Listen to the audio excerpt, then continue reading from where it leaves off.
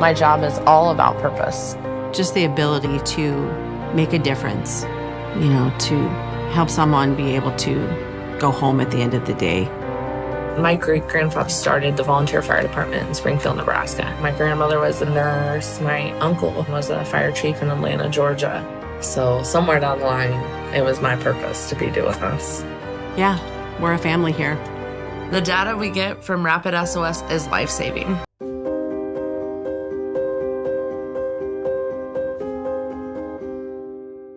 Have you ever met a 911 professional and asked, what's the worst call you've ever taken? Well, here's your answer. I heard your last breath the night you flipped your four-wheeler. I tried to call you the day you committed suicide by driving your car into a tree. Blue face, cold to the touch. I helped you with CPR after you found your infant face down, not breathing. It messed me up. I did everything I could, but it wasn't enough. You were with me from the beginning, Grandma. 27 years later, I took the 911 call when you died. How fitting to be there for me in the beginning, and I was there for you in the end. I miss you, Grandma. I am 911. This is but a glimpse into the world of emergency dispatch. But what is it really like to answer a call during someone's nightmare? What is the impact of the first responder answering the call? Available on Amazon or where you purchase your favorite books and ebooks. Imagine listening. Your worst day is our everyday.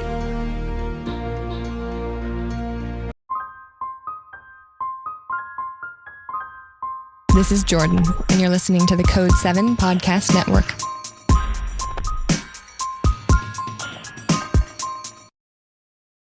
Warning. This episode contains the 3 A's of podcasting: adult content, adult language, and awesomeness. You've been warned. And we took a 911 call of kids that fell off a boat, and Dad jumped in to try to help his kids. And Dad ended up drowning. Kids were saved, Dad drowned. So we're sitting in that center of that old center that you saw that picture of, and I'm sitting there after we all handled that. And the officers, they were out-of-town people at their lake cottage. The officers brought the 3 boys in to sit in the lobby to wait for Mom from Illinois. So I'm sitting there and I watch these 3 boys, fatherless, who tried to save them from drowning and drown himself, come in the lobby and sit in there and wait for family to arrive. I still see it it's burned in my brain. You can't unsee that or unhear it. Like, hearing the call wasn't horrible because we really didn't have a concept of what was really happening, so, but seeing those boys walk in that lobby without their dad, that hit something deep inside.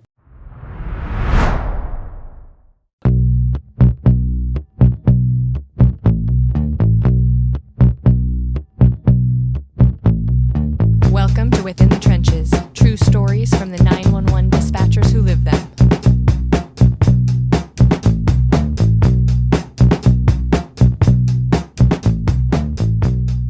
Hey, what's going on? This is Ricardo with the Code 7 Podcast Network, and this is Within the Trenches, true stories from the 911 dispatchers who live them. This episode is sponsored by Rapid SOS, Safer Together, the leading AI company in public safety. And I'll say this because I said this in a different episode, and I have another one tomorrow that I'm recording, but hopefully I'll have it changed by then because I got to snag it from them. But a big shout out to Rapid SOS as well for their reveal of their new logo that they came out with and branding and everything else. Very cool stuff. Make sure to check it out. The one that's there right now, that's right by my finger here on the screen. If you're listening to this audio, it doesn't matter. You're not going to see it, but you can find them on social media or their website and see all the new stuff, awesome stuff that they're doing for public safety, as well as different businesses and everything, but mainly 911 professionals to help them, do everything a lot faster, more accurate, and to feel more comfortable when doing a lot of what it is that they do. It's basically like a co-pilot in a sense that is on the shoulder, just assisting with everything that they do as 911 heroes as it is already. So again, big shout out to you for all the cool stuff that you have coming out. And I will be changing the logo here in the next day or so. But just glad to be back. a lot of stuff that's been going on. I will record a separate episode to kind of bring you up to speed. Last night I did an open mic live and I shared some of what was going on the past couple of weeks. And because I've been kind of on a break because of a family emergency. Family comes first. So, um, a lot of stuff that's been going on with that, but we're back, we're jumping in, and amazing episodes coming up, a lot of powerful stories and content. So make sure content on social media, shorts, and everything else. So make sure to look out for that. But I am excited to have my guest on today.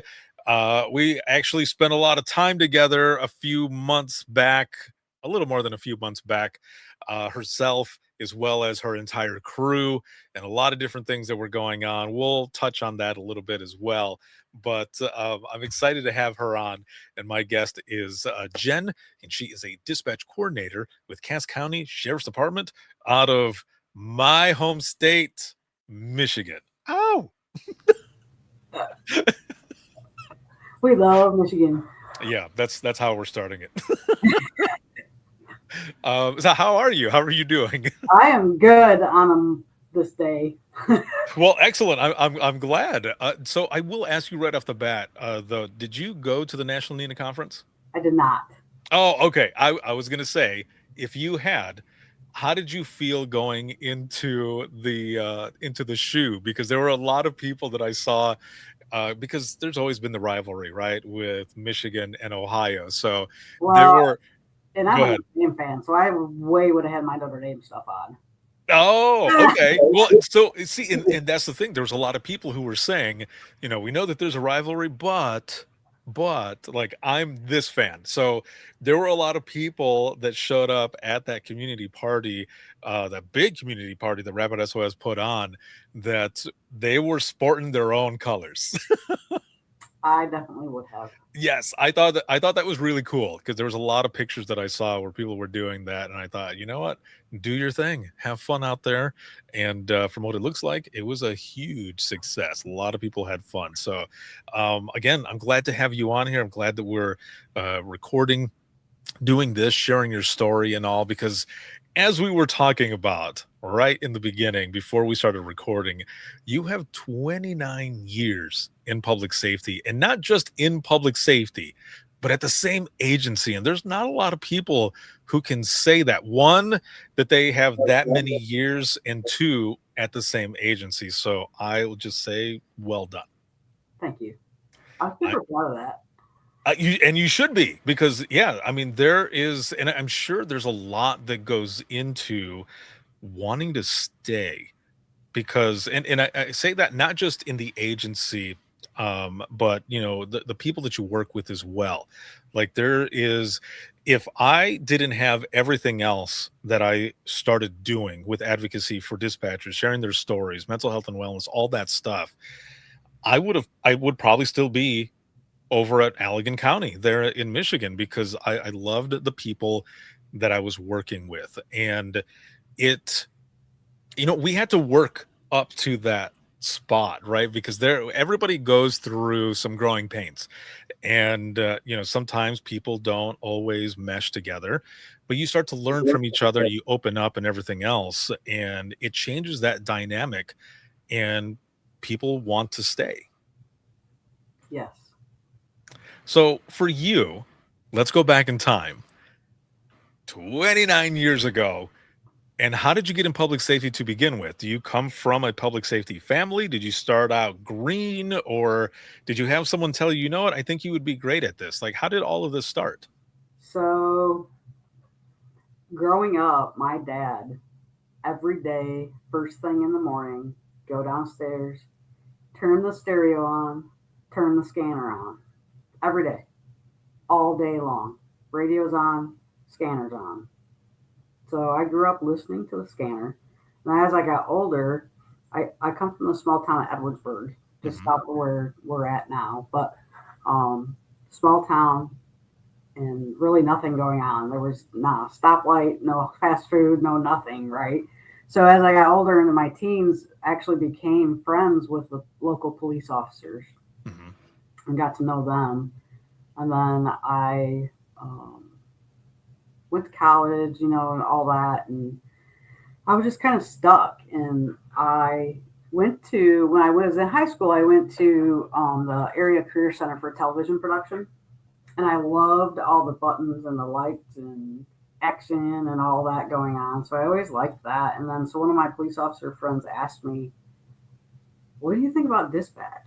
And I was like, oh, because even when I moved out after high school and everything, after I left home, I still had a scanner and listened to the scanner every day, 24/7. Always had it on. Plus, now I have friends that are police officers, so I want to make sure they're okay, right? Yeah. So she comes to me one day and she says, why don't you try to apply for dispatch? There's an opening. I was like, oh, that'd be cool. So I drove up to Cass, put my application in, never heard anything. She said, well, that happens. They hired somebody with experience, whatever. So it came up again. She says, just apply again. So I applied. Well, then they invited me to test. So I tested, and they picked somebody else. So that happened 3 more times. And the last time, it took me 5 years. Mm-hmm. And the last time the sheriff's secretary called me and she said, the sheriff would like to bring you in for an interview. Are you available tomorrow at 2:00? And I said to her, well, I have a full-time job and I don't get off work till 4. And she says, well, you must not want this job very bad if you won't accommodate. And instantly I was like, wait a second. I've been trying to get in here for 5 years. What are you talking about? I'm thinking to myself. Right. And so, but I said right back to her, and usually I can't come up with this stuff because I'm not that fast-witted, right? Mm-hmm. And I said right back to her, I said, I really want this job. I said, but I can't put my current job in jeopardy for a job I might or might not get.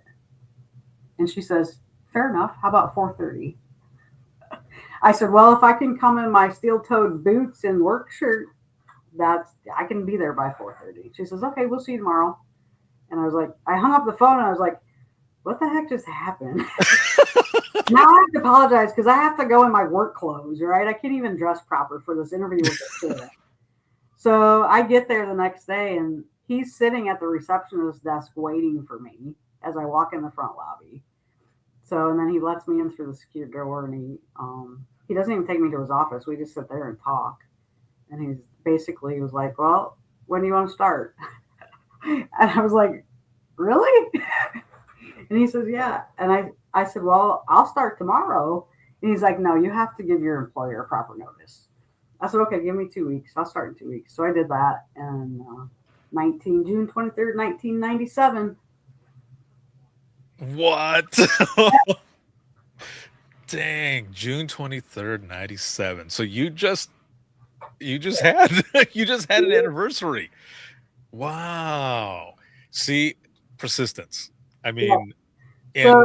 And I came in and I shadowed and stuff, and I had made a comment to one of the dispatchers that was in there who had been there forever, and they were trying to find a car that was driving recklessly, and then they had another caller call in and said that a car had crashed. Well, the description matched the car they were looking for that was driving recklessly, and I said under my breath, sitting behind her, I said, well, that sounds like the car from your car you were looking for that was driving recklessly. And she turned around and she looked at me. She said, you put that together? And I'm like, yeah, it was like common sense to me, right? And she's like, okay. Yeah.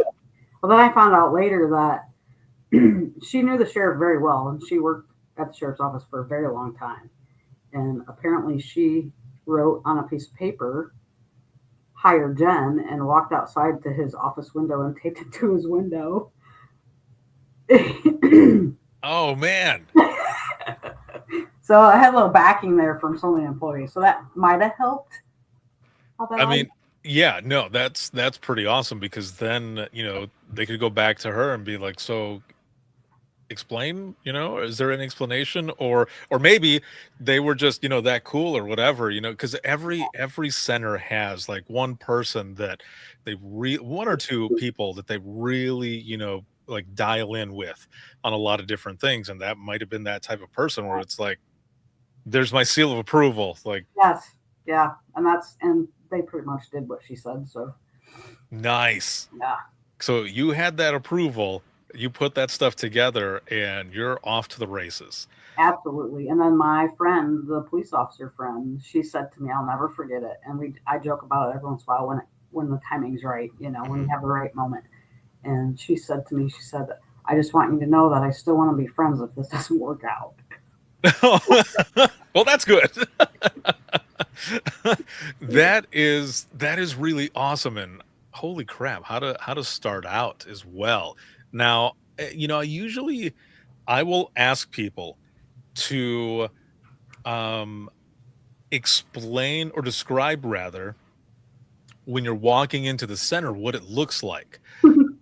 But I don't really have to ask because we've got a picture of what it looked like. Now, for those who are listening, rather, just listening, we'll talk through this as well. But just looking at this picture alone kind of reminds me of the single seat PD that I started out at, just the way some of it looks and such. So I want to throw this on the screen and so that we can talk through this here because this is amazing. I haven't had a lot of people come on who've got pictures, and we're going to do a comparison as well because I know what Gen Center looks like now, but before, here we are, and bam. Was this overwhelming at all when you walked in and you see all of this, or was it kind of how you imagined it? So I didn't know what to expect. I was 25 years old, and I just didn't know. You watch the TV shows and stuff, but I just didn't know. And when I walked in, it didn't even faze me. I was so geeked out about all the blinking lights and all the buttons that I just wanted to learn. That was my first feeling. Just teach me how to do this because I dig it. Yeah. Wow. I mean, so I can. There are certain images that people see where they can hear the image. Yes. And if what is it? So picture's 1,000 words. This picture hears 1,000 sounds for me as well, like countless sounds. I mean, looking down at that dot matrix printer, all I hear is ring, ring, ring, ring. Because in that's, and I don't know how so for those who are watching and listening, there is a terminal that's called lean in Michigan. Every state has a different name for it, but it's basically where we're running NCIC or for warrants, license checks, like all of these different things, entering missing persons, all of that good stuff. And ours was it was color. It wasn't like a DOS based. It had just been changed actually.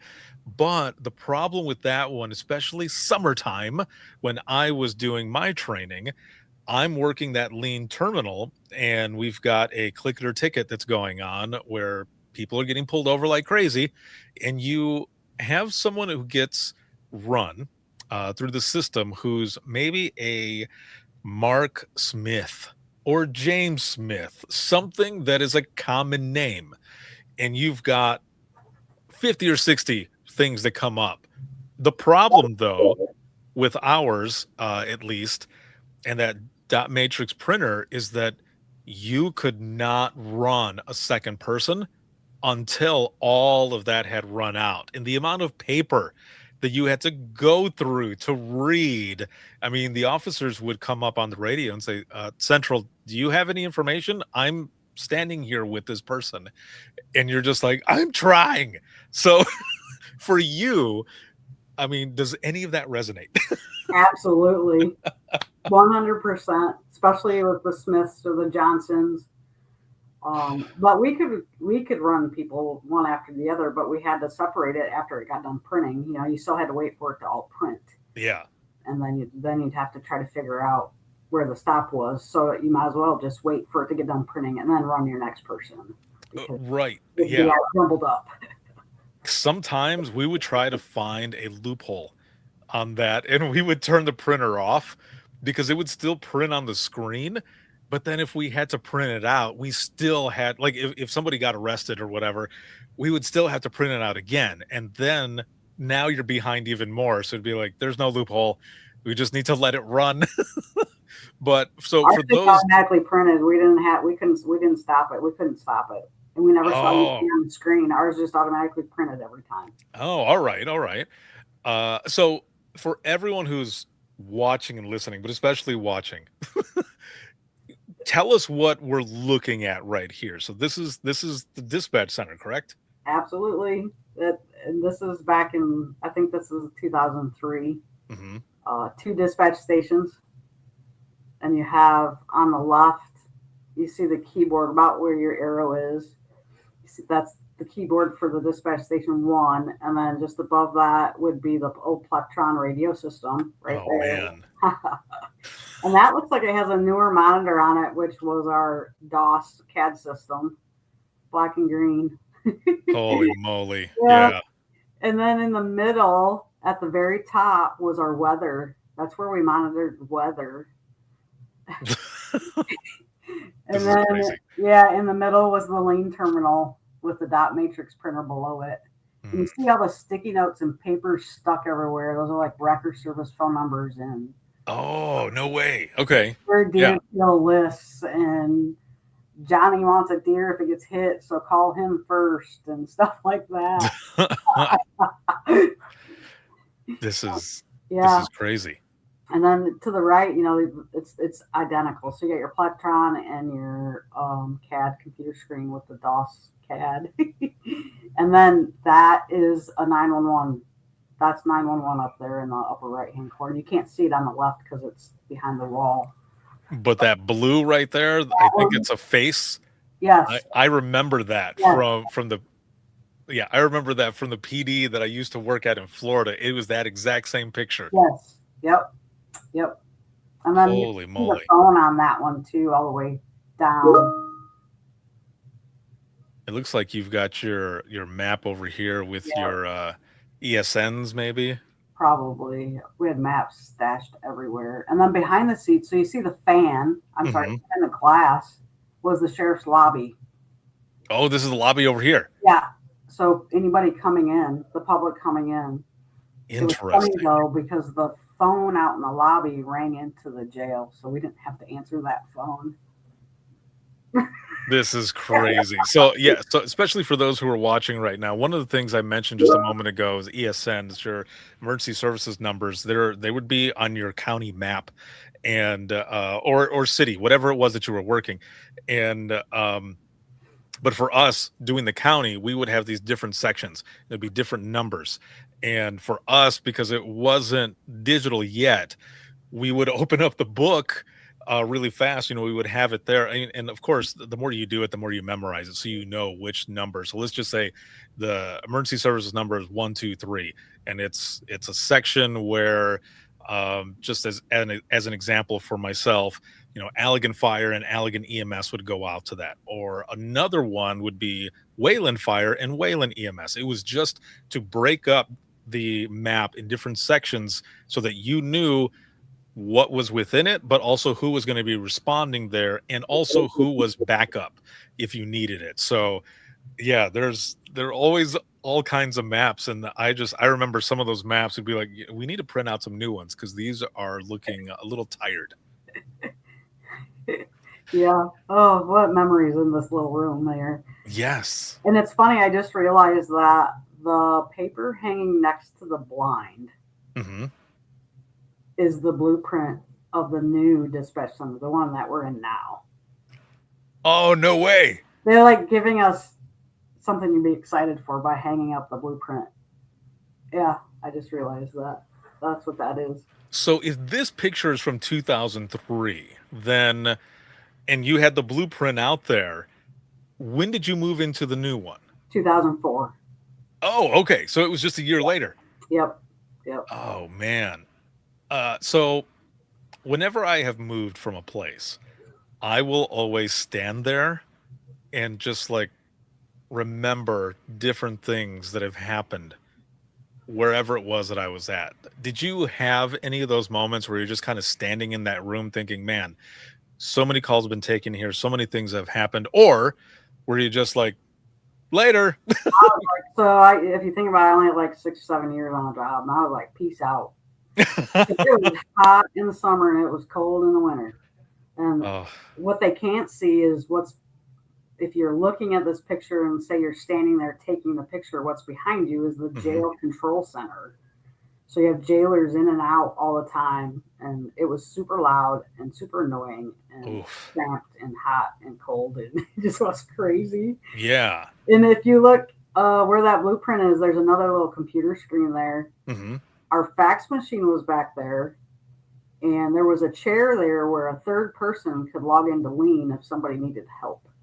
Oh, no way. Still print to the dot matrix printer, so it didn't matter. Oh, geez. So you had some sort of a backup spot, but that is pretty funny. That looks like a compact monitor. Yeah, and then the filing cabinet behind the chairs, that's where all our warrants and everything were. Jeez. Yeah. Yeah. And the cursor right now is on a The phone book. Yellow Pages phone book. This is amazing. Okay, so this is what it looked like back in 2003, and then what it looks like now in 2026. Let me put this up here really quick on the screen for those who are watching and listening, because it's a hell of a difference from then to now. And bam, there it is. Wow. So we've even done an update since you guys were there last fall. We just went through a monitor upgrade and went to all gaming curved monitors. Nice. Yeah. That looks glorious. I like that. And that big monitor up on the top there that says Verizon, it's not blue. We got it replaced. For those who are watching and listening, when I was there back in I think it was last September when I was out there, when we were out there doing stuff, that there was a monitor there just as big, but it was blue. And I remember asking you and Anthony, I was like, what happened with the monitor? And you guys were like, it's just old. Like we need to replace it, and we will soon enough. And there it is. Wow, what a difference. So before we get into more of your story, I want to ask, looking at both of those pictures, I mean, one, how much of a difference is it? But two, like, how does that make you feel as well to see it from then to now? So yeah, it was crazy. We couldn't wait to leave that old spot, but then when we left, so the old spot was in the middle of the sheriff's office, right? Mm-hmm. So we Yeah. got involved with everybody, and then they move us to town to this new center. So we're excited to have this new space and all this room and windows and all this. But it was so quiet in there, it was almost scary. Because nobody was there except for us. Right, yeah. It was like, well, where's everybody at? But then you come accustomed to it, and the officers start stopping in, and people come over and see us and stuff. So yeah, it's crazy. But when I see the difference in the two, it's just crazy how the technology, right? We always talk about the technology in 911 and how far it's come. And in 2003, in that picture, looking at it now, you can tell that dispatch was not a priority. Right? Yeah.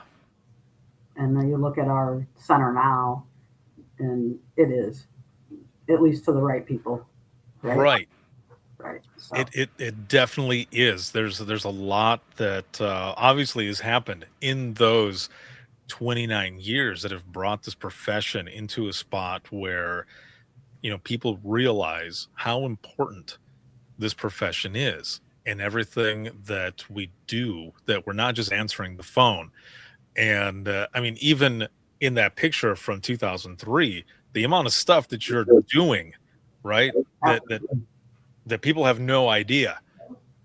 And and you probably also think about how many resources you didn't have as well.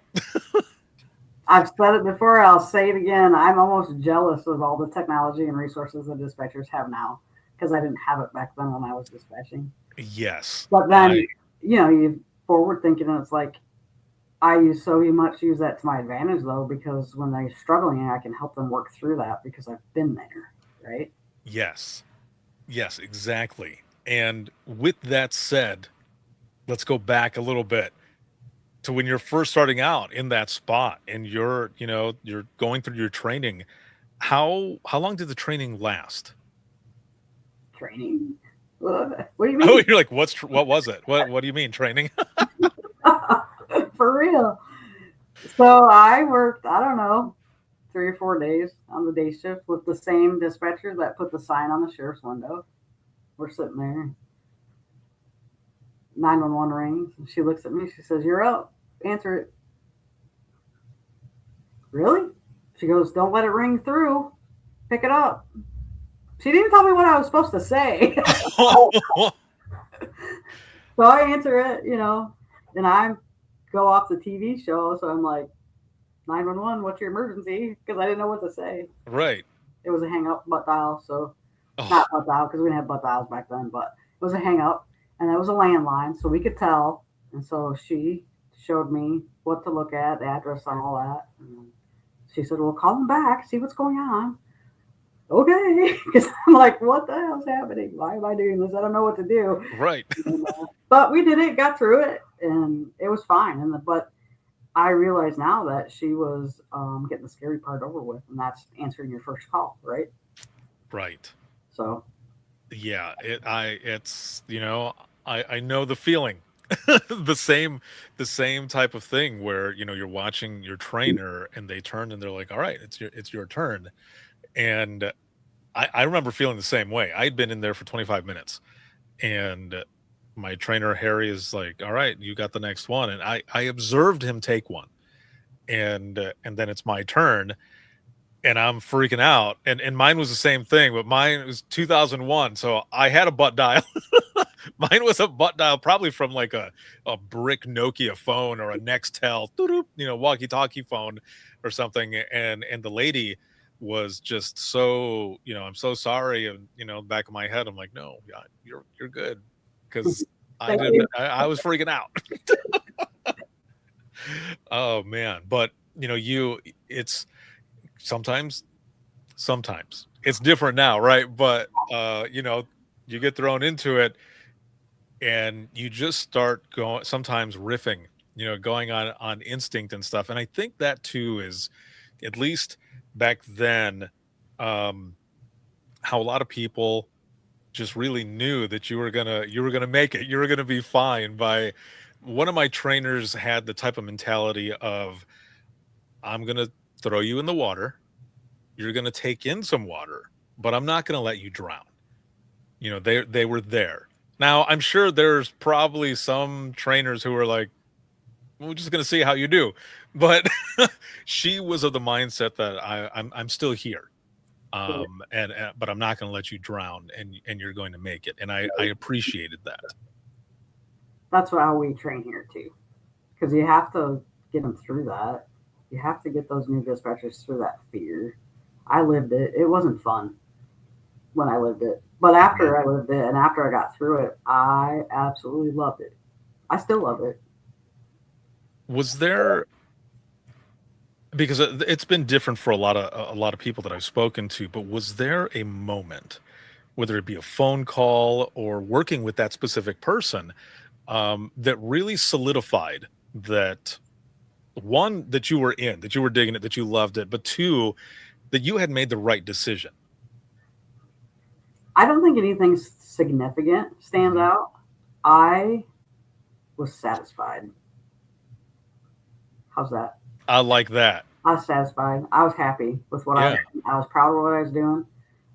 My dad, I'll never forget when I got hired, my dad said to me, because let me back up, because my dad, he used to be a police sergeant for a local police department down there in Edwardsburg. And when my mom was pregnant with me, he quit. He decided that I have 2 older brothers, but apparently since he was having a daughter, he didn't need to be in police work. So he quit. So I have that kind of in the family. So when I got hired in dispatch, he said to me, "Are you sure you want to do that? That's a pretty stressful job." And I said to him, "Yeah, I think I'm going to really like it."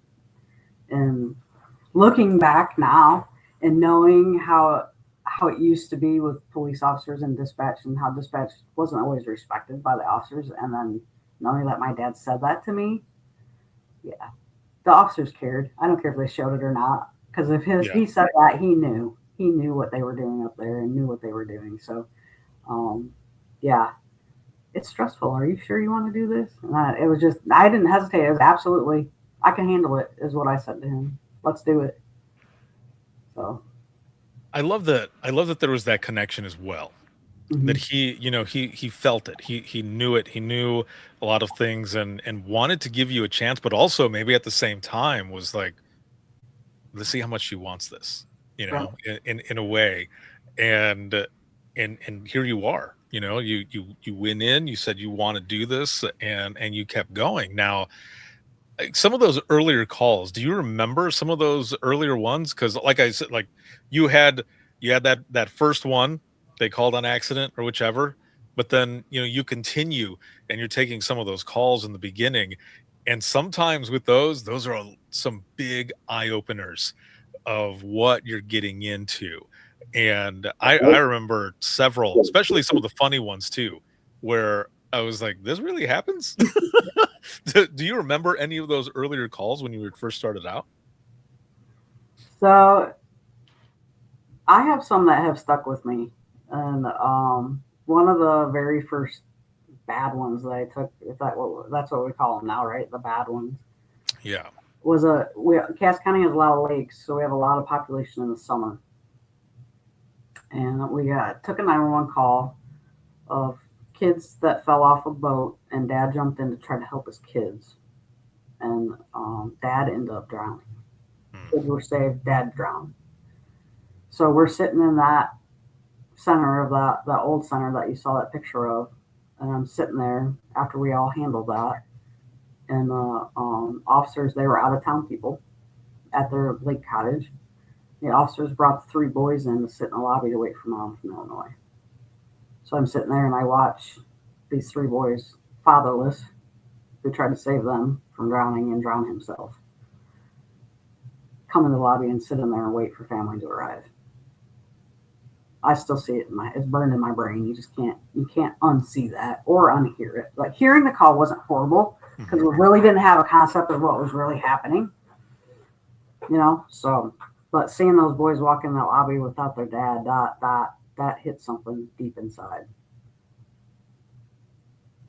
I think that's one of the things as well, especially why these conversations are so important, is because a lot of people don't understand. There are different versions that people would take from this story, in the sense that you hear the first part, or maybe you tell the first part, but people don't know, like, there was more to that. Or maybe even like an officer who comes in who's like, oh well, what else happened with the call, and then you mention that part, and then it makes it even more deep, because a lot of times we don't get closure. And even though what happened, now you're seeing more of what is going on, and you see the children that are there. And we're the ones that are on the phone, right? We don't always see these folks. We don't always meet the people that we help or that we speak to. And I say this as well because of one of the first hard calls that I had, where, just in comparison of this, like, a family member is sitting in the lobby, and I end up going over to ask, is there anyone that you want me to call? And they ask for family. But in this sense, I mean, you've got the children that are there. And I honestly, I can't imagine being there and still working, knowing what happened, and then seeing the children there. Like, that's a tough position to be in. And then, if someone asks you, like, go ask them if they need anything else, or if they want some water or something, that adds a little more to it, because that hits even deeper, because now you're talking with them and you're trying to help them in any way possible. Was there any debriefing or anything? Or, I mean, it's early on, so there wasn't a lot of resources. There wasn't a lot of peer support or anything like that. I mean, There was zero. So, yeah. back in that day, it was the suck it up, move it on time. Mm. So we talk about it amongst ourselves and move on. And that's what I was going to ask. Was there a moment where you got a chance to at least talk it out with whoever was there, and then, like you said, continue on doing what you got to do? Yep, and your partner. So we always work with two, at least now. But we have always had two working at a time. So at least you have somebody there with you. You don't have to deal with that by yourself. That's always good to have someone there as well. Coming from someone who started out working in a single CPD, and sometimes things going to hell. I remember one time, one of my officers, she had come in just to take a break for a moment to use the bathroom because she was close to the PD, and she had come in to talk to me to see how things have been going. I was like, there's just here, I'm just helping everyone as much as possible. And call comes in, and it's her brother, who was also an officer, who was just in an accident with a vehicle that T-boned his. Now, he wasn't on duty or anything, but he was so out of it that and just throwing directions, throwing locations, cross streets and everything at us, that he didn't even realize that it was me on the phone. And I remember looking at her, and I had said his name, and her face just dropped, and she yanked the phone from me, and she's like yelling at him, saying who she was, and he was still oblivious, had no idea it was us. But it's those moments that you have that they're those ones that you stick with, or they stick with you, and you learn from it. But those stories also end up becoming parts of you that you're able to share with either the folks that are there with you at the time or years later. So I have to ask then, for that, did you end up moving up to be like a trainer or anything? I mean, obviously you're the director now, right? But did you end up becoming a trainer and everything? And that experience, had you shared that with anybody else coming in to just say, like, I dealt with something similar and this is how I worked through it, or anything like that? So I did end up being a trainer. I love training people. I loved it. I love to see the light bulb come on, when they finally get it.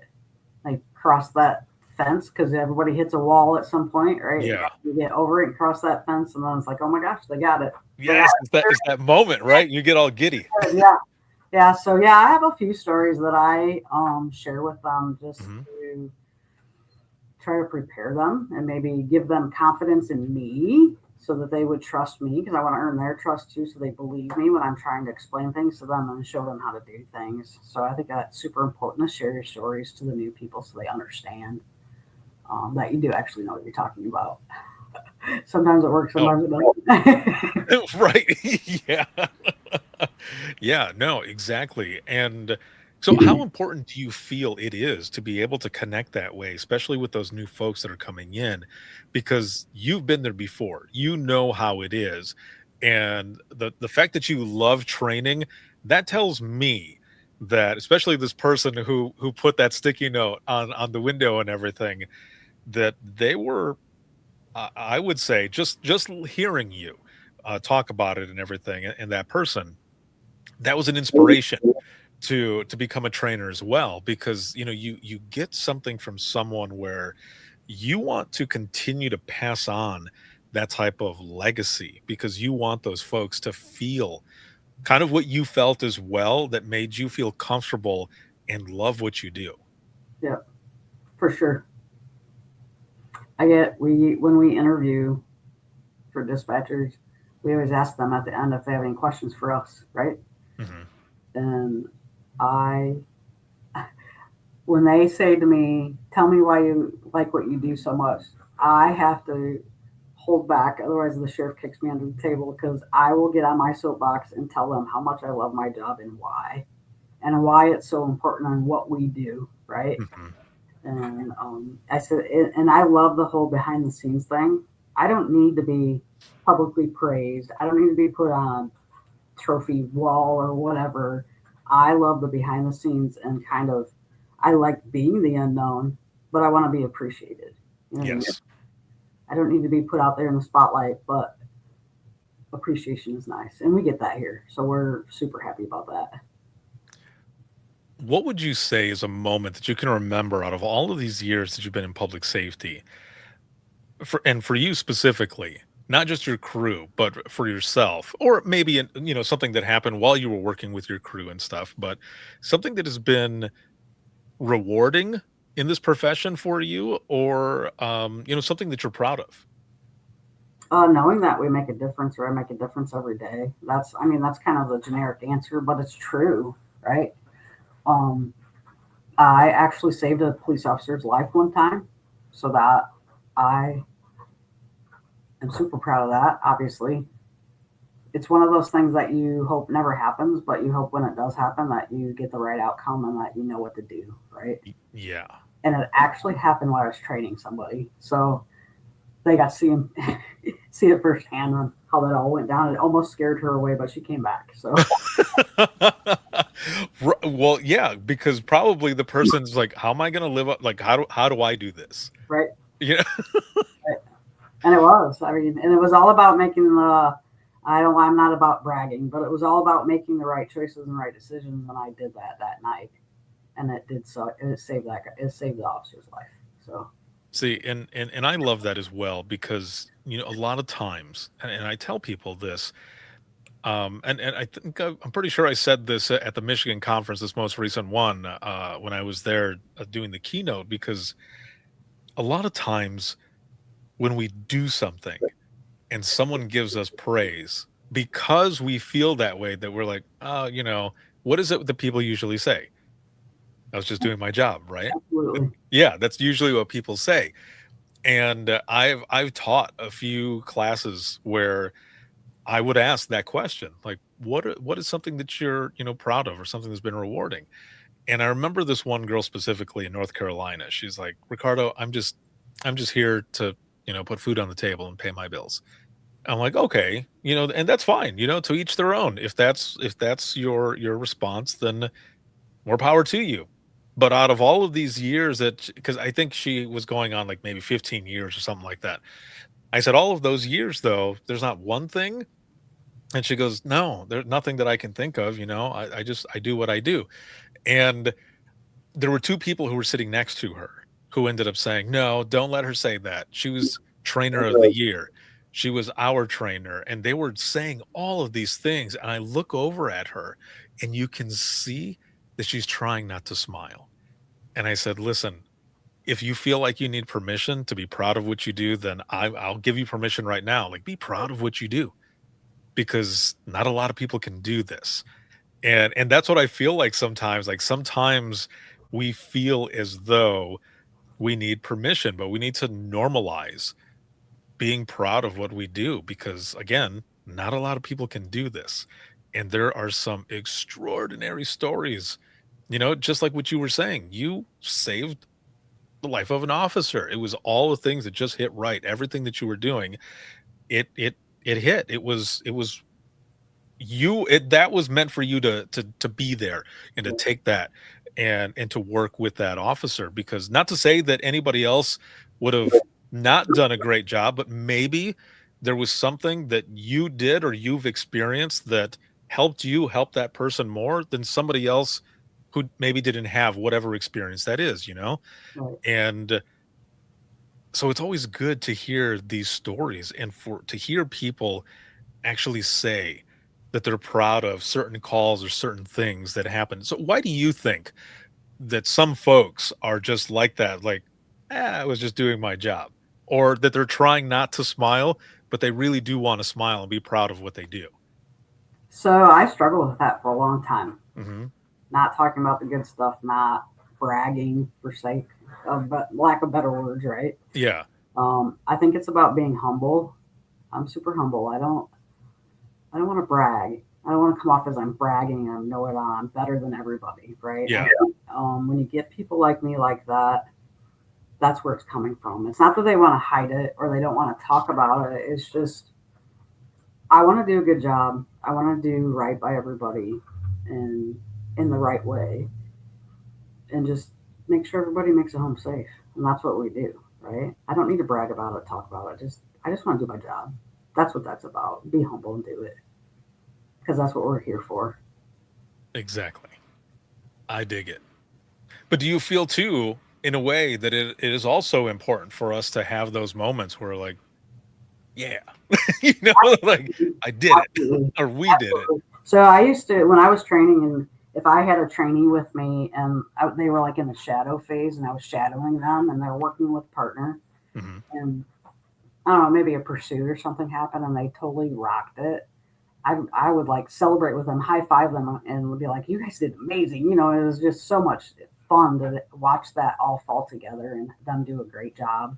And you could see the stress maybe in the room just lift because like, all right, I got approval that I did good. And it's sad that they have to have that, not just celebrate themselves. But I try to encourage that with my staff now. Celebrate the good ones, good stuff, the little wins. Doesn't matter what it is. Celebrate the good stuff. Right.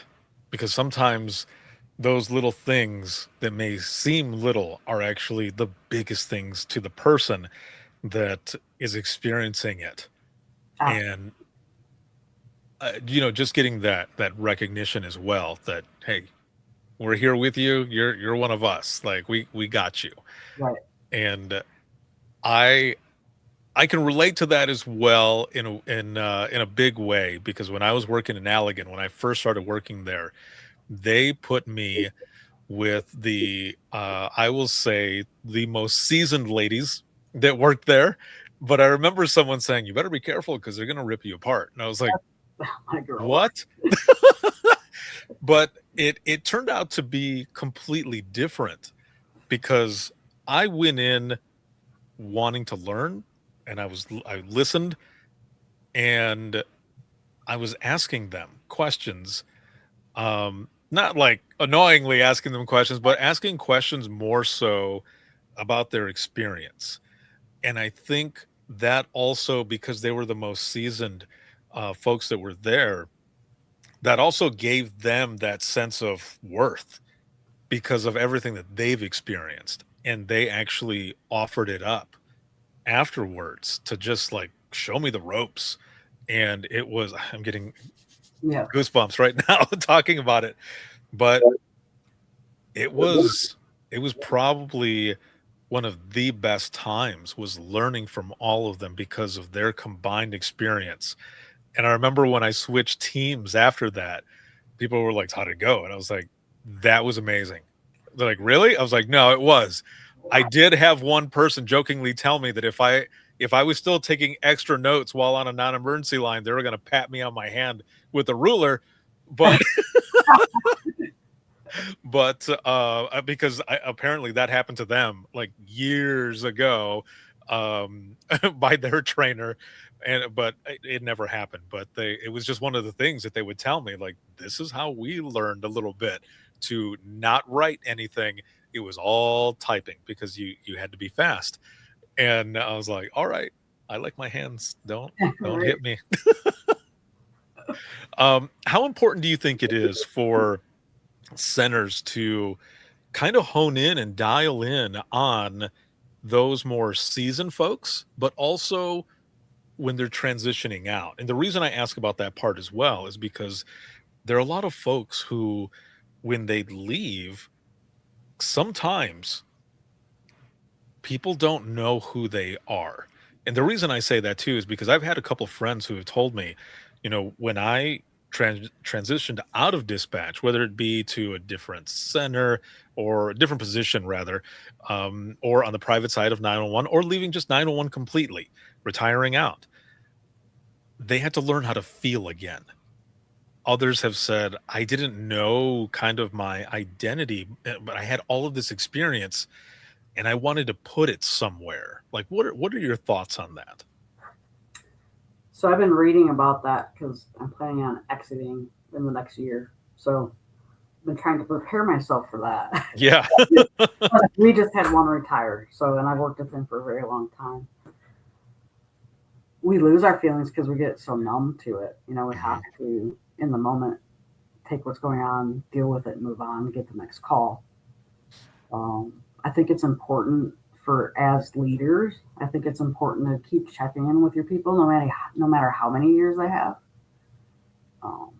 I'll check in with my dispatcher that has 20 years, and I'll check in with my dispatcher that has 1 year equally, right? Because they're equally important. They're doing the same job. It doesn't matter how long they've been doing it. Yeah. So it's the one that just retired actually called us last Friday and talked to everybody that was working.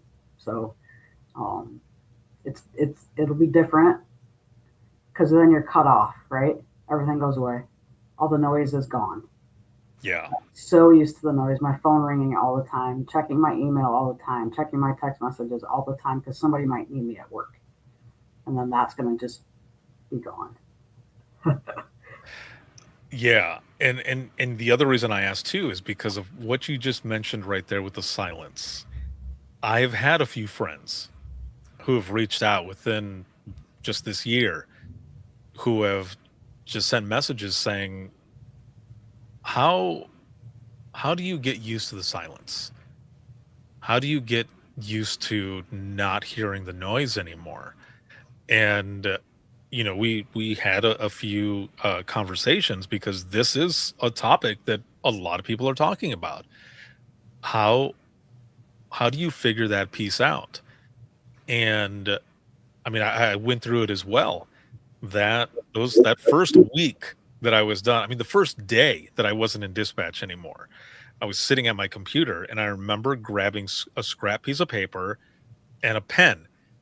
And I sat there for a moment and I had to like shake my head and say, the hell are you doing? Like you're not waiting for calls anymore. And that, like you were saying, it's a hard thing to transition right off the bat because now the noise that I have, at least at that time, was, the TV being on, the birds chirping outside, my kids running around and playing, no sirens, no doo-doo-doo-doo-doo, no tone for, something in progress that's going on, no phones ringing.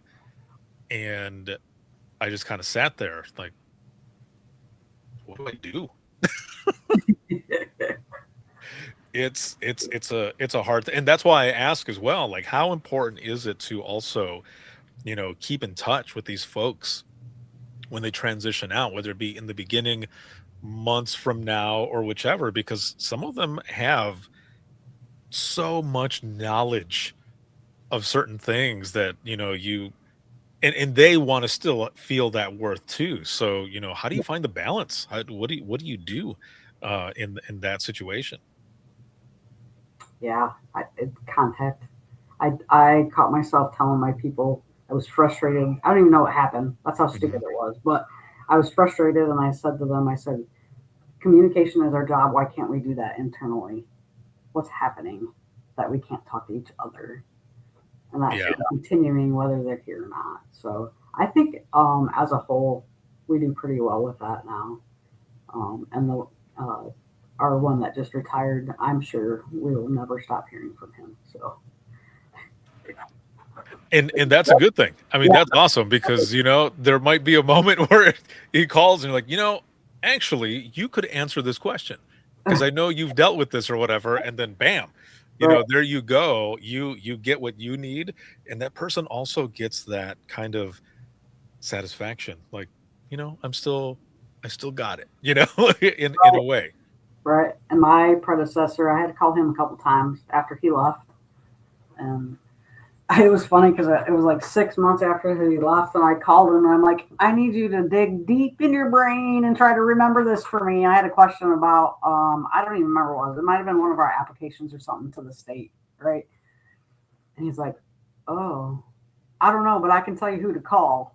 So, he helped me with a perfect. Whatever, right? Yeah. So, and that's when when our new sheriff was elected in a year and a half ago.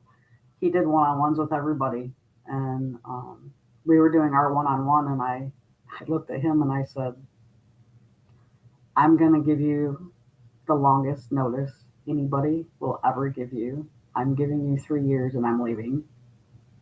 And he's like, you can't leave. You can't do it. And I said, that'll make it 30 years and that's long enough. That's true. I know when I'm ready and that'll be long enough. I think that's something that's important for listeners as well, is to know when enough is enough. Yes. To be aware, because sometimes people aren't fully aware of what it is. In the same sense, I tell people, make sure to listen to your body, because I have had a lot of hard lessons. So that's why I say, learn from me. Listen to your body, because otherwise, one day, your body is going to make you listen. Absolutely. And then you're going to be the one like clawing to get back to wherever it was you were at the time. And I think the same goes for, like you're saying, that you're ready, that it's coming up, that it's time. And that's a good thing. And I think that's the other thing too, that we need to normalize, because, even though, there's short staffing everywhere and everything else, when you're aware of your situation and what's going on inside you, and you feel like maybe it's time for you to step away or do something different or whatever. A lot of times, some people, they, early on, if they've only had a few years or whichever, they end up coming back because they don't get the same satisfaction from other places. But on the other hand, there are folks who they are aware of themselves, how they feel, and know that it's time. It's time to move on, and it's okay to move on. That's the thing, that it's okay. Because I will say, when I was getting ready to leave to the private side of 911, it took me a couple weeks, because I was already, almost immediately when the job got offered to me, was, I'm betraying my family. I'm betraying my dispatch family. They're gonna hate me, or I was just going into all of that. Can I leave? Should I leave? What should I do? And it was my coworkers who helped me choose my family. They're like, this profession is going to be here, and no matter what you're doing, if you ever want to come back, you can come back. But with what you're doing, we think you're gonna just keep doing what you're doing. But that was a thing I think we all kind of struggle with sometimes, is it okay? And it is okay. It's okay if you feel that you're ready. And I think it's good when people are aware of that. I don't know, maybe you agree, maybe not, but I think that's, I absolutely agree with that. Because I have days where it's hard to come to work. Mm-hmm. Not because of what I do, not because of our coworkers or our staffing or anything. It's just, I don't want to deal with it anymore. I don't want to. So let me back up. Dispatcher to supervisor to coordinator, right? Mm-hmm. And when you make that transition to leadership, yes, right? I don't have to do any of that stupid crap anymore. Right? What you don't think about is all the calls you're listening to now are all the bad calls. Mm-hmm. You don't have any of the fun stuff. You're just listening to every single bad call because you need to quality them and make sure they're getting done correctly, right? So every phone call that I listen to now is bad. Yeah. And that will wear on a person. I don't care who says what, whether you're in the dispatcher role or a leadership role, and you have to listen to that weekly, every day, every other day, even though it's not you taking the call, but you've lived it before and you're trying to help your people through that. You have to learn how to deal with that, right? Not my emergency, but it's my people dealing with the emergency. So how do I help them through that? Right. I have to listen to it. So I think the comment I made to you last week was the helpers need to check on the helpers. Yep. Right. Exactly. Or the checkers need to check on the checkers. Yeah. Something like that. Yeah, something like that. Yeah. Yeah. We talk about mental health so much in 911, and I might be bad for saying this. Some people might not like it, but I'm going to say it anyway. Do we talk about it too much? Do we talk about mental health too much in 911? Like, are we pushing people into mental health badly? Hmm. And as a leader, I feel like I check in with my employees monthly, know where they're at, know what they're doing, know what their family like. But we're small, so I have that advantage. Yeah. And if I ask them about mental health every day, isn't that going to drive them nuts? Right. Exactly. I almost feel like we're talking about mental health maybe too much, Mhm. but it's never enough because we need to talk about it. So how do you find that happy medium? Right. Yeah. No, I fully agree. I think so for me personally, that's why a lot of other videos that I post are just like questions, questions that generate conversation. And it's not specifically about mental health and wellness. It can migrate to that in the conversation, but some of those are just questions um, to really jog the memory, but also for us to learn from each other. And I think that's where you can find the balance where we're talking about mental health, but also talking about the other things at the same time that can lead to that, but doesn't make it the main focus. You know what I mean? Where you're getting a variety of different topics so that we're not just shoving it down people's throats Right. of like, because people know that, we need to do this and do this and do this. But then you'll get to a point where it's like, well, like you said, are we talking too much about it? Are we putting it in a way that people are thinking about it so much that now they're worrying about the mental health of the mental health, or the wellness of the mental health, or however. There's a lot of different pieces there, but I agree with you. If we can find a balance where we're talking about a variety of things, and maybe it's not mental health and wellness as a whole, but breaking it up into different pieces that relate to it, that um, makes it so that we're still kind of focusing, just not dialed in Right. fully on that piece. It's more so the different dots that connect all of what is that one main subject. Yeah. And there's ways to talk about it. Hmm. If I was to talk, there's a couple of my dispatchers, if I was to straight up ask them, how's your mental health? They would look at me like I was crazy and they start cussing at me like, quit talking to me like that. That's not how we talk, right? Yeah. So it's, how are you doing? How's family? How's your dog? How's your dad?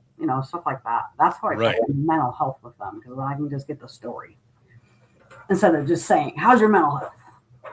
That's just so commercial, I think. Right. Yeah. It's not personal. Get personal with your people. Right. Yeah. No, exactly. I mean, it's, for lack of a better way, for a different example or whatever, it's like when you see a lot of these bullshit comments or even posts, in a sense, on social media, it's like, why does everything look the same?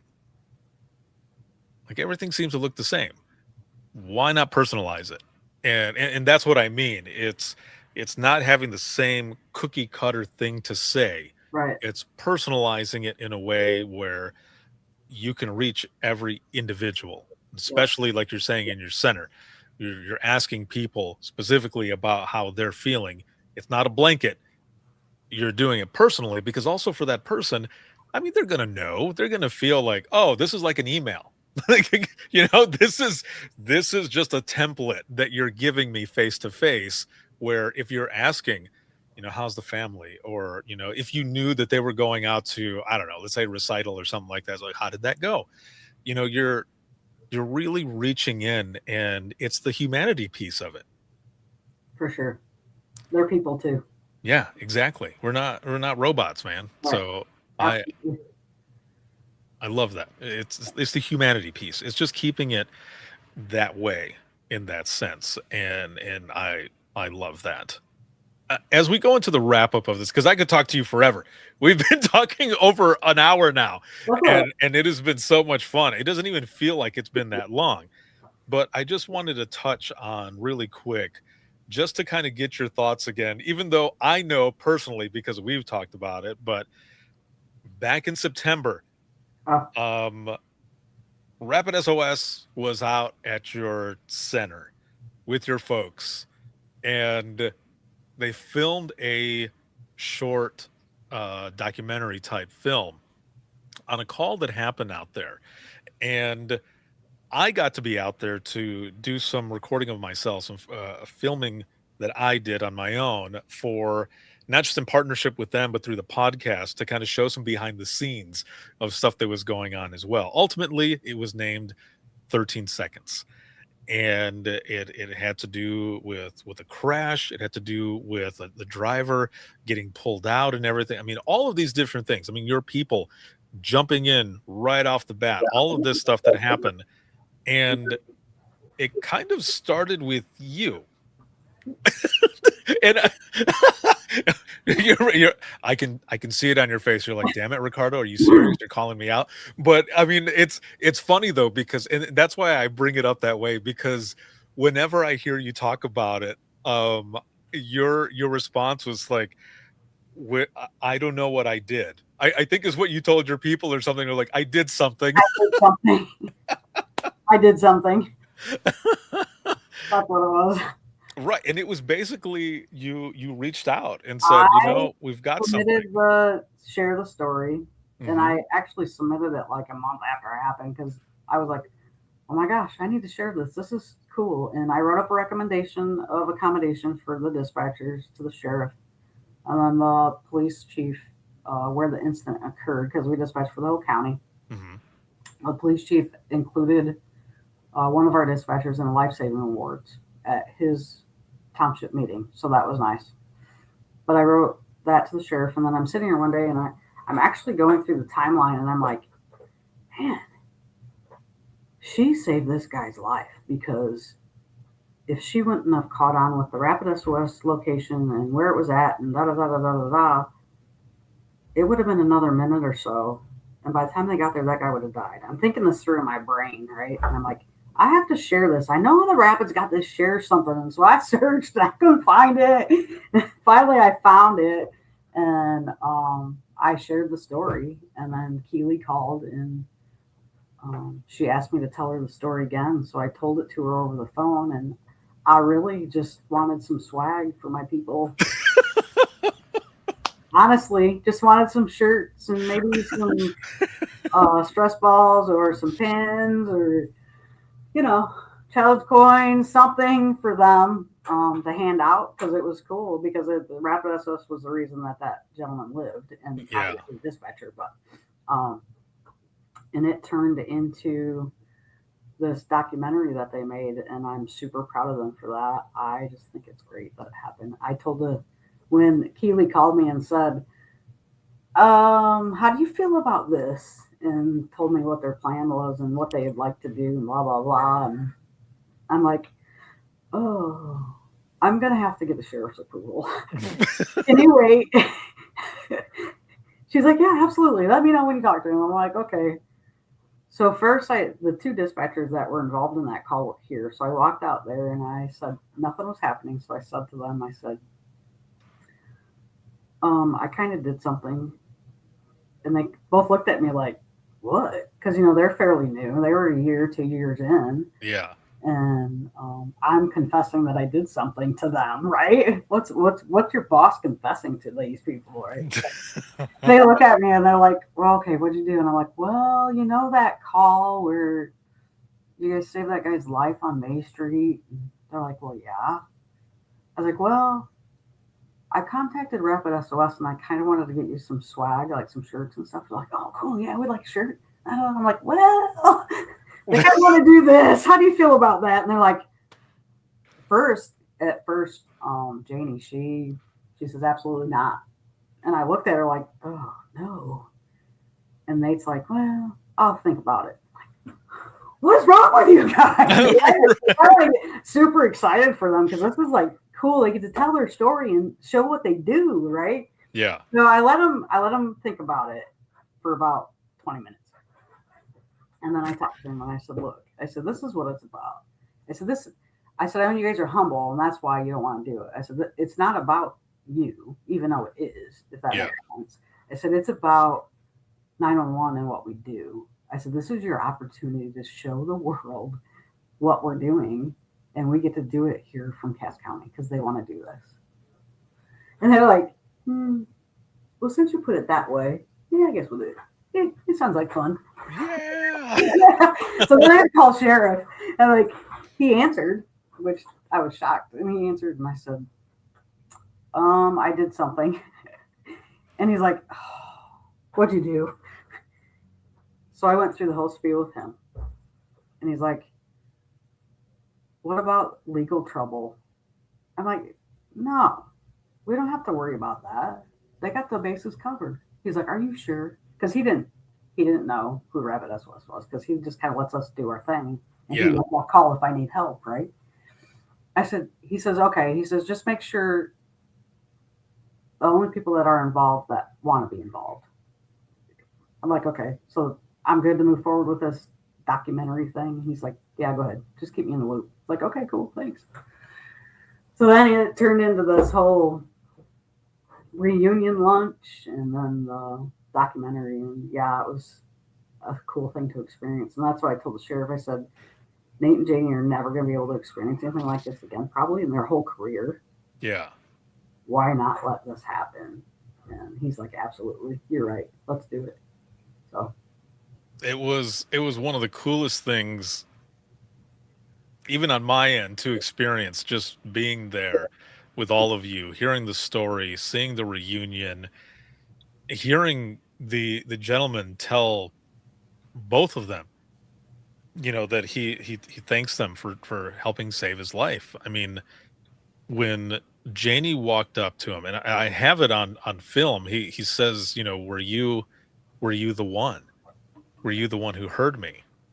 yep. And just that, as I'm standing there, like I had to cover my mouth because I was like, so I was like, holy crap, man. Like those reunions don't always happen. And this was definitely something special. And I'm just glad that everything came out good, that, they wanted to participate as well, everybody.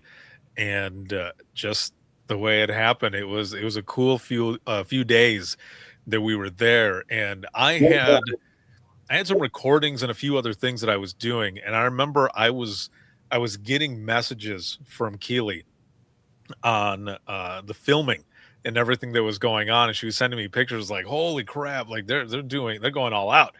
And so as soon as I was done, I hauled ass to where everybody was. And as soon as I got out of the car, I got my phone out and I started filming. I started doing all this other stuff.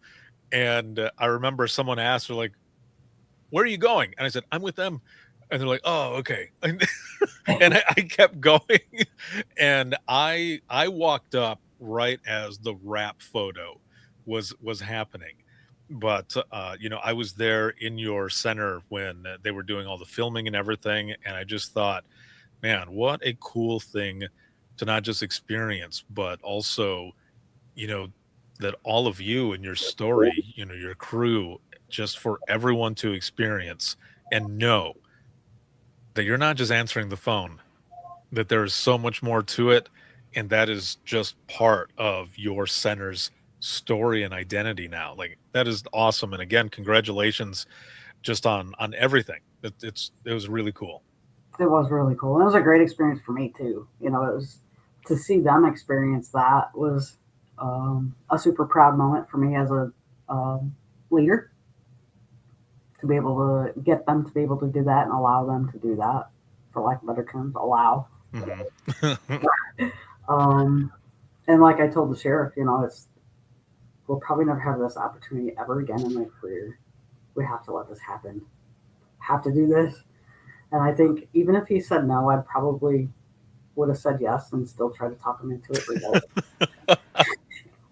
Or sometimes, what do they say? Sometimes it's worth the write-up. Right. Yeah. Worth the write-up. Better to, just go ahead and apologize, do it and apologize later. Yeah. It was a great experience though. And the friendships that I made, got a great friend in Keely now. Talk to her probably once a week, maybe once every other week. I didn't talk to her last week because she was on vacation, so I left her. Oh, that's right. Yeah. But yeah, that is awesome. It was a good time. It was a great experience, even though I ditched them during the final stuff because I love it. right there towards the end. A little bit, but it's all good. It all worked out. Oh yes, yeah, no, it was excellent. And for anyone who's watching and listening right now, if you want to check that out, you can go to Rapid SOS, their YouTube channel, or rapidsos.com, and you'll find it in there as well. I think it's still under rapidsos.com/13 seconds. Either way, you'll find it on the website. Everything is on there, and it's really awesome. So make sure to check it out. I have one last question for you as we wrap this episode up. And again, it has been amazing to have you on and learn more about you, hear your story. And what I'm going to ask you is, it's not to change anything, because there's a lot of things that we experience and go through that lead us to the person that we are today, whether it be hard lessons, light lessons, whatever it may be, things that we've gone through that lead us to our mindset, the way we live, the way we do things now. But if you could go back in time 29 years to talk to yourself at the beginning of your dispatch career, what would you tell yourself? Don't be so hard on myself. I was super hard on myself. Mm-hmm. And then it's take constructive criticism good and not so to heart. Does that make sense? Yes. So it was almost like people would try to give me constructive criticism. I would take it because I always wanted to get better, right? Mm-hmm. I would take that criticism, but I would almost get my feelings hurt over it because I always wanted to do a good job. And then when somebody's criticizing me, maybe I screwed up. Yeah. No. I'm just trying to make you better, right? Accept that and move on. I love that. Thank you very much for being on, for what you do in this profession, and congratulations as well in this next year that is coming up with that 30, going out, and just with everything that you've done, leaving this type of amazing legacy. Thank you for everything. Thank you for everything. I appreciate you. It's been an experience, my friend. It has been an experience. Good time. I forgot to add to that. Just one more thing. Mm-hmm. Back in the day, I was at that conference when you had your first write your memory down on the piece of paper and turn it in. I was in that session, and I remember writing my story down and handing it in and thinking, what is this guy doing? This is weird, but I'm going to do it because I think it's cool. So, yeah. That is awesome. Yep, I remember that. That is very cool. Oh man. You know, I too, I'll say this really quick before we wrap. I remember thinking, I wonder if people are going to think I'm crazy by doing this, but I just thought hopefully people understand how important these stories are, but also how important they are and the stories that they have within them. That there are a lot that, even though there are hard ones that we hold on to, that when we're ready and we start talking about them more, that we will find that is not only therapeutic, but it can help others as well to not only understand what we do, more importantly, why we do it, but also for others to connect with us, and they can also feel that they are not alone. So it's cool to know that you were there at that one. I know what story I get. I'm going to tell you my story. I'll tell it fast. I know we're way over, but... Yeah, no problem. Go ahead. I took a 911 call from a 12-year-old boy out of town or at one of our lakes with Grandpa, bringing the boat back to load back up to leave. Grandpa had a heart attack. I walked this 12-year-old boy through CPR and his grandpa. They transported him. I, to this day, still do not know if he's alive or not. Wow. You know, and for one, thank you right off the bat. Thank you for sharing that. And, you know, those are some of those hard ones, not just the fact that, you know, not even thinking about the fact that we don't get that closure, especially all these years later, not even knowing. But when you're talking to a kid through a moment like that, and, you know, a lot of times those types of callers are the best callers because they're listening, right? They're I do what they're told. Yes, exactly. Listening, doing what they're told. When you're an adult, you're like, nah, like you're not going to tell me what to do. Right. It's a little harder to connect with people like that sometimes. But when you are dealing with kids, even some teenagers and such, they're listening. They're going through it. They're listening to everything that you're saying. But at the same time, because we're empaths, we put ourselves in their shoes, and you're thinking, how are they going to get through this? Like, if this is impacting me, in the back of my mind, even though I sound calm, cool, and collected, what is going to happen to them? And I think sometimes those are some of the thoughts that and questions that stick with us too. Where is that person? I hope that they ended up being okay after going through what they went through. Yep. Again, this has been awesome to have you on. This has been great. I know. Yeah, exactly. If you can hang tight here for one moment, I will be right back with you. And for everyone who is watching and listening, this has been an amazing episode. And just thank you for everything that you do in this profession, and those who are in the general public. These are our stories. These are the things that we go through, and things for you to understand as well. And there are a lot of folks out there in the general public who have listened to these stories, and they end up feeling like they want to be a part of something bigger than themselves. And a lot of times people join and start working in 911 too, just off of these powerful stories. So I just want to say thank you to all of you. Thank you to my guest and everything for being on and sharing these powerful stories. This has been an excellent one. If you have any comments, questions, you ever want to be a guest on the show, whether you are new, seasoned, or retired, I would love to share your story. You can simply go to links, and that's links with 2eyes.co/IM911, and you'll find all of my information on there. Social media, where to follow, where to hear the latest episodes of Within the Trenches podcast, as well as Imagine Listening podcast.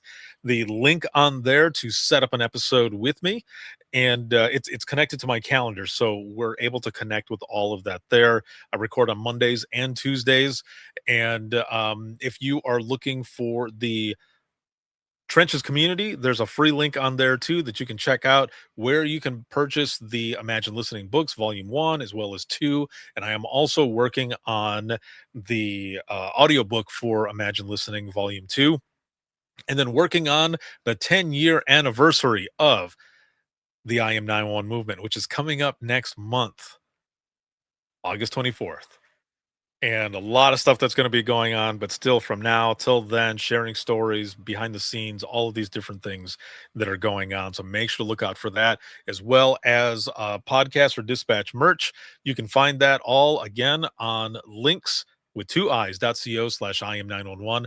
Big shout out to our sponsor and partner, Rapid SOS, Safer Together, the leading public safety company with AI. And you can see this on Facebook, YouTube, as well as X and LinkedIn Live. And then you can see different clips, whether it be for the podcast or for IM911 stories. That's on Facebook Reels, Instagram Reels, as well as TikTok. And then you can listen 24/7 on Apple Podcasts, iHeartRadio, Spotify, your favorite podcasting app, and withinthetrenches.net. Have a good one, everyone, and we will see you all in the next one.